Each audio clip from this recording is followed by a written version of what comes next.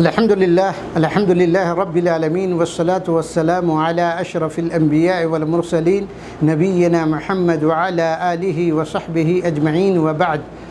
قال اللہ تبارک وتعالی وما تطوع خیرا فإن اللہ شاکر علیم.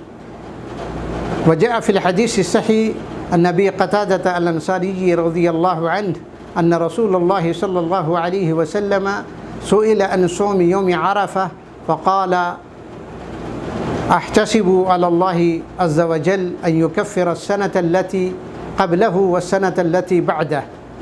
رواه الإمام مسلم في صحيحه. وفي رواية أخرى يقول نبينا صلى الله عليه وسلم ما من عبد يصوم يوما في سبيل الله إلا باعد الله بذلك اليوم وجهه عن النار 70 خريفا. متفق علیہ. قابل احترام اسلامی اور دینی بھائیوں، اللہ رب العالمین کا تقرب اور اس کی رضا حاصل کرنے کے لیے اور اللہ سبحانہ و تعالیٰ کی عبادت و بندگی بجا لانے کے لیے ہر انسان عمل خیر کا محتاج ہے. اس لیے انسان کو چاہیے کہ وہ بکثرت خیر و بھلائی اور نیکی کا کام کرے. اور نفل روزہ یہ ان اعمال میں سے ایک عمل ہے جس کے ذریعے بندے کو اللہ تبارک و تعالیٰ کا قرب حاصل ہوتا ہے. نفلی روزے کی وجہ سے اللہ تبارک و تعالیٰ جہنم کو انسان سے دور کر دیتا ہے، اور نفل روزے کی وجہ سے انسان کو اللہ تبارک و تعالیٰ کی محبت نصیب ہوتی ہے، اور یہ روزہ انسان اور جہنم کے درمیان آڑ بن جاتا ہے. ارشاد محمد عربی صلی اللہ علیہ وسلم کا ما من عبد یصوم یوما فی سبیل اللہ، کہ جو بندہ اللہ کی راہ میں ایک دن کا روزہ رکھتا ہے تو اللہ تبارک و تعالیٰ اس دن کی وجہ سے اس کے چہرے کو جہنم سے 70 خریف 70 خریف ای 70 سنہ 70 سال دور کر دیتا ہے. اللہ کے راہ میں ایک دن کا روزہ، اس کا یہ اجر و ثواب ہے میرے بھائیوں. تو نفلی روزہ یوم عرفہ یعنی عرفہ کے دن کا نفلی روزہ بھی، یوم عرفہ کا روزہ یہ نفلی روزہ ہے، نفل روزہ ہے. اور یوم عرفہ کا روزہ نفل روزہ ہے، اور علماء اسلام کا اس بات پر اتفاق ہے کہ یہ نفلی روزہ عرفہ کے دن کا نفلی روزہ تمام نفلی روزوں سے زیادہ افضل اور بہتر ہے. عرفہ کے دن روزہ رکھنے کا بڑا اجر و ثواب ہے، جیسا کہ صحیح مسلم میں حضرت ابی قتادہ رضی اللہ تعالیٰ عنہ کا بیان ہے کہ نبی کریم صلی اللہ علیہ وسلم سے دریافت کیا گیا کہ عرفہ کے دن کے روزے کے بارے میں دریافت کیا گیا تو آپ صلی اللہ علیہ وسلم نے فرمایا احتسب علی اللہ ان یکفر السنۃ التی قبلہ والسنۃ التی بعدہ. یوم عرفہ کے دن روزہ رکھنے سے مجھے امید ہے کہ اس سے اللہ تعالیٰ اگلے اور پچھلے 2 سال کے گناہوں کو معاف فرما دے گا. اس حدیث سے معلوم یہ ہوا کہ عرفہ کے دن کا روزہ مکفر لسنتین ہے، یعنی اللہ تبارک و تعالیٰ عرفہ کے دن روزہ رکھنے کی وجہ سے 2 سال کے گناہوں کو معاف فرما دیتا ہے. 2 سال کے گناہوں کا کفارہ ہے.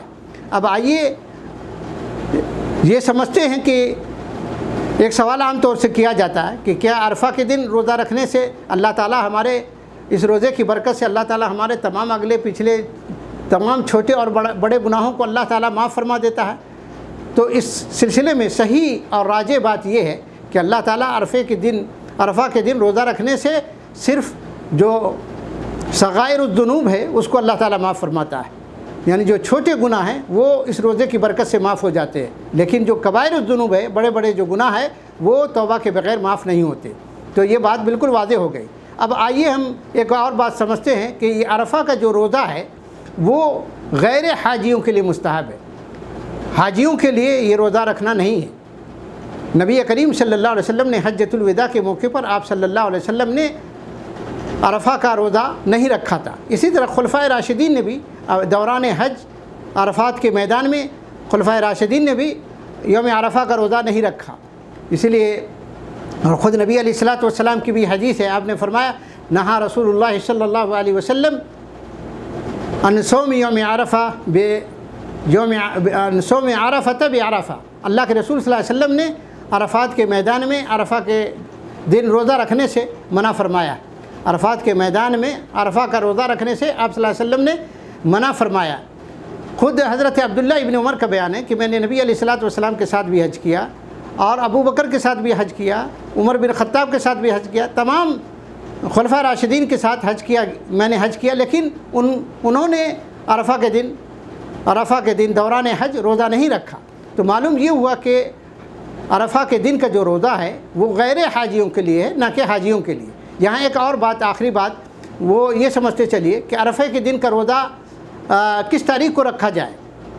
تو اس سلسلے میں علماء بر صغیر کے اندر، بر صغیر یعنی پاک و ہند اور بنگلہ دیش کے علماء کے درمیان اس مسئلے میں بڑا شدید اختلاف ہے۔ بعض علماء قائل ہیں کہ یہ عرفہ کا جو روزہ ہے وہ سعودی عرب کے حساب سے رکھا جائے، مکہ کے حساب سے رکھا جائے، اور یہ جو قول ہے علماء کا، یہ قول کہ سعودی عرب کے حساب سے عرفہ کا روزہ رکھا جائے، یہ نصوص صریحہ اور عقل صحیح اور سلیم کے بالکل خلاف۔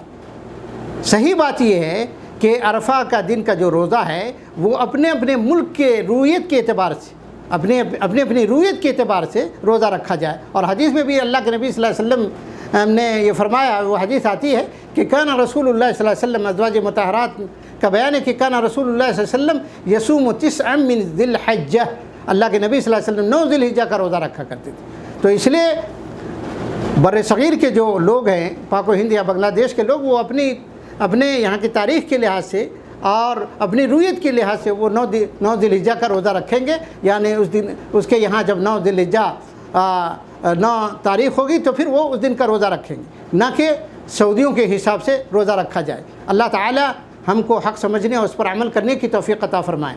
میرے بھائیوں، خلاصے کے طور پر جب عرفہ کے دن روزہ رکھنے کی اس قدر فضیلت ہے اور اس قدر اجر و ثواب ہے، تو ہمیں چاہیے، ہم مسلمانوں کو چاہیے کہ عرفہ کے دن روزہ رکھنے میں کسی قسم کی کوتاہی نہ کرے اللہ تبارک و تعالیٰ سے، اس لیے کہ عرفہ کے دن روزہ رکھنے سے اللہ تعالیٰ 2 سال کے گناہوں کو معاف فرما دیتا ہے۔ اور ہماری زندگی آپ جانتے ہیں بڑی مختصر ہے، اللہ تعالیٰ کا ہمارے اوپر فضل ہے کہ اللہ تعالیٰ نے ہماری زندگیوں میں خیر و برکات کے ایسے لمحات اور مواقع عطا کر رکھے ہیں جن میں ہم نیکیاں کر کے، کم سے کم نیکیاں کر کے زیادہ سے زیادہ اجر و ثواب حاصل کر سکتے ہیں۔ تو ہم کو اور آپ کو چاہیے کہ عرفہ کے دن کا روزہ رکھیں اور اللہ تعالیٰ اور اس میں کوئی کوتاہی نہ برتیں۔ اللہ تبارک و تعالیٰ سے دعا ہے کہ اللہ تعالیٰ ہم سبھی بھائیوں کو عرفہ کے دن روزہ رکھنے کی توفیق عطا فرمائے۔ وصلی اللہ وسلم وبارک علی نبینا محمد وعلی آلہ وصحبہ اجمعین۔ بدعمكم تستمر دعوتنا.